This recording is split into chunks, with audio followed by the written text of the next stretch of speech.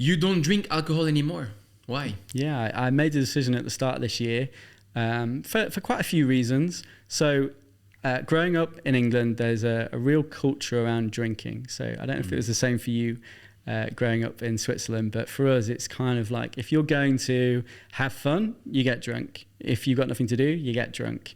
If you go on a date, you get drunk. You go out for dinner, you get drunk. Everything revolves around drinking. And if you don't get drunk, you're lame or you're boring. Bit boring, yeah. Or, I mean, one of the major things is not even just what other people think, but what you think of yourself. So it would kind of be drilled into you that you couldn't be your true self. You couldn't relax. You couldn't have fun. You couldn't get up and dance because you'd be very conscious of what other people think about you. So you'd have to have a few drinks to essentially loosen up.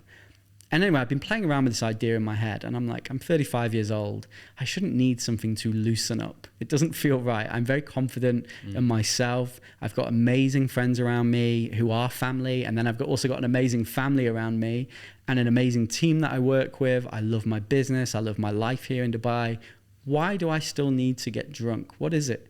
And then obviously there's the health factor, right? So I'm like I've got this Whoop, I'm not wearing it today. I've got this Whoop watch and it constantly tells me my HRV, so that's your heart rate variability.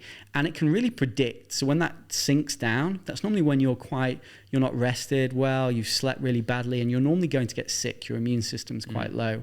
And I would see it tank. Every single time I had one drink, my sleep would be affected. And once my sleep was affected, my eating would be affected. The energy I would have to go to the gym would be affected. The motivation to do hard tasks at work would be affected. So it had such a huge ripple effect on my life that I was like, so essentially I'm just going to be always floating around 50%.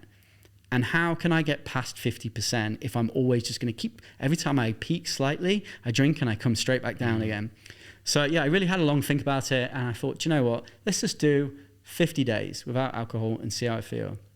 Did 50 days. It's relatively easy. You know, obviously there's always a difficulty when you then go to hang out with your friends and it's past 12 o'clock and everyone's having a drink and you're the only one that's not having a drink. And I just started drinking tea. Bit weird, but I really like chamomile tea and love it too. With honey on the side. Love it so too. Nice, so nice. And obviously in Dubai as well, like you've got a lot of access to amazing like Moroccan teas and Turkish coffees and all different types. So because I don't really like a lot of the mocktails because they're just basically like a sugar a cup bomb. of sugar. Yeah, absolutely. Yeah, and I don't want to drink Red Bull. I don't really like Coke or lemonade that much. So I just started drinking a lot of tea, and I feel great, And I found myself just knowing that I felt more confident because I'd be in these situations where I'd normally think I needed a drink, and then I'd just be myself, and I'd be like, that actually wasn't so bad. And I got past the point, and I realized I never needed the alcohol. I was always quite a fun and happy person without the alcohol. I just convinced myself that I needed it. And that was enough conviction for me to realize I don't need this thing in my life anymore. I've had so much fun drinking over the years. I have partied in every country in the world.